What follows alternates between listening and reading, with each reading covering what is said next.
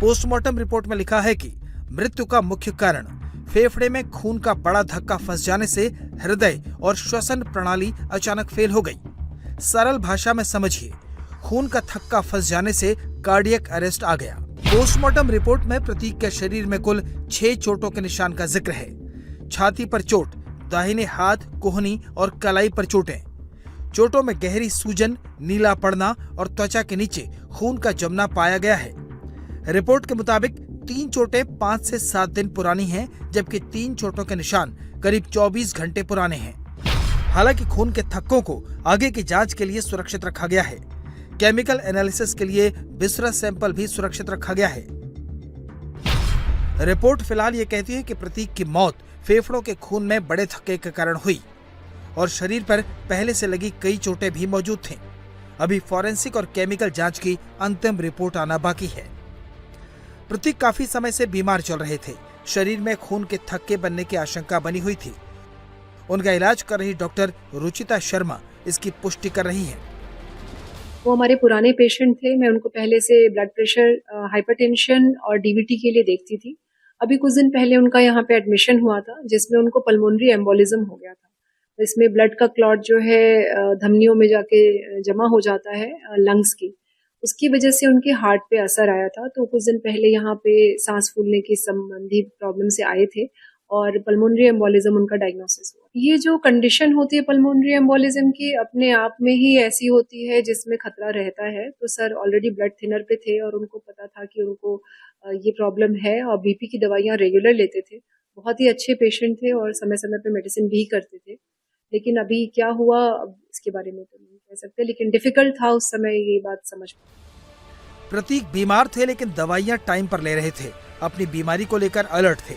फिर आखिरी 24 घंटे में आखिर ऐसा क्या हुआ कि स्थिति इतनी बिगड़ गई? अभी तक जो जानकारी सामने आई है उसके मुताबिक रात में प्रतीक यादव अपने कमरे में थे। उनके हाथ से पानी का ग्लास छूट गया, जिसकी आवाज सुनकर अटेंडेंट आया। प्रतीक यादव ने रात करीब 3 बजे अपने एक हेल्पर से पैर में तेल की मालिश करवाई। इसके बाद प्रतीक अपने कमरे में ही थे। रात करीब 4 बजे किचन में अचानक बेहोश मिले, जिसके बाद डॉक्टर को घर पर बुलाया गया। सुबह 5:30 बजे सिविल अस्पताल के कार्यवाहक निदेशक के पास उनके घर से फोन आया था, जिसके बाद डॉक्टर प्रिंस टीम के साथ चेकअप के लिए गए। तब प्रतीक के शरीर में कोई हरकत नहीं थी। सुबह 5:55 पर प्रतीक यादव को अस्पताल ले जाया गया। 6 बजे तक जांच के बाद डॉक्टरों ने मृत घोषित कर दिया। मृत अवस्था में 5:55 पे सवेरे ले आए गए। पुलिस को सूचना दी गई, पुलिस आई, पुलिस ने बॉडी को लेके उसका पंचनामा करवा के पोस्टमार्टम के लिए भेज दिया। जिस वक्त प्रतीक यादव की मौत हुई, जिस वक्त प्रतीक अपने घर में ही बेहोश हुए, उस वक्त प्रतीक यादव के साथ घर पर कुछ रिश्तेदार और हाउस हेल्प वाले कर्मचारी मौजूद थे। अपर्णा यादव के भाई ही प्रतीक को अस्पताल में एडमिट करवाने के लिए ले गए थे। जैसे ही प्रतीक यादव की मौत की खबर अपर्णा को पता चली, वो असम से पहली फ्लाइट से पहुंची। कुछ करीबियों का कहना है कि रात को भी अपर्णा प्रतीक के बारे में जानकारी लेती रही। प्रतीक जिंदा दिल इंसान थे, जिम करते थे, प्लेन उड़ाते थे। घर परिवार का ऐसा कोई प्रोग्राम नहीं होता था जहां प्रतीक सपरिवार मौजूद न रहते हों। लेकिन उतार चढ़ाव उनके जीवन में भी थे। परेशानियां वो भी झेल रहे थे और इसे उन्होंने अपने बड़े भाई अखिलेश यादव से भी साझा किया था। स्वाभाविक है कि जो कानूनी और जो कानून कहता है और जो परिवार के लोग कहेंगे, उस हिसाब से हम लोग मानेंगे बात। अखिलेश जी, आखिरी टाइम आपकी बात कब हुई थी? ये तारीख तो नहीं बता सकता हूं मैं, लेकिन कुछ दिन पहले मेरी मुलाकात हुई थी, लगभग 2 महीने पहले। उस समय भी मैंने यही कहा था कि अपने स्वास्थ्य का ध्यान रखिए और अपने कारोबार को आगे बढ़ाइए।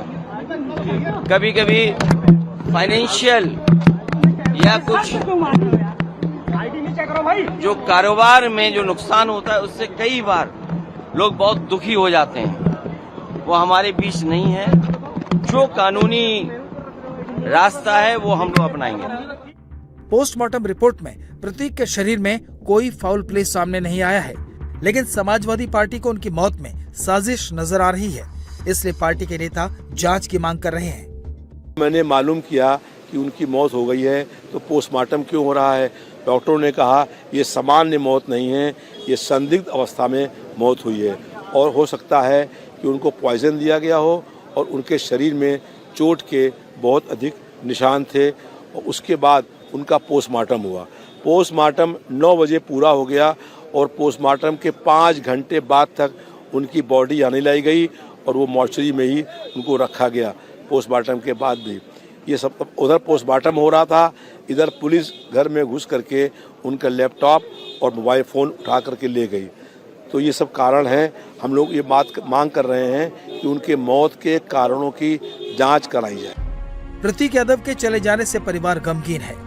रिश्तेदार और दोस्त हैरान हैं कि आखिर इतना जिंदा दिल इंसान, अपनी सेहत की इतनी फिक्र करने वाला इंसान कैसे काल के गाल में समा सकता है। साथ ही कई सवाल भी हैं जिनका जवाब विसरा रिपोर्ट और पुलिस की जांच के बाद सामने आएगा।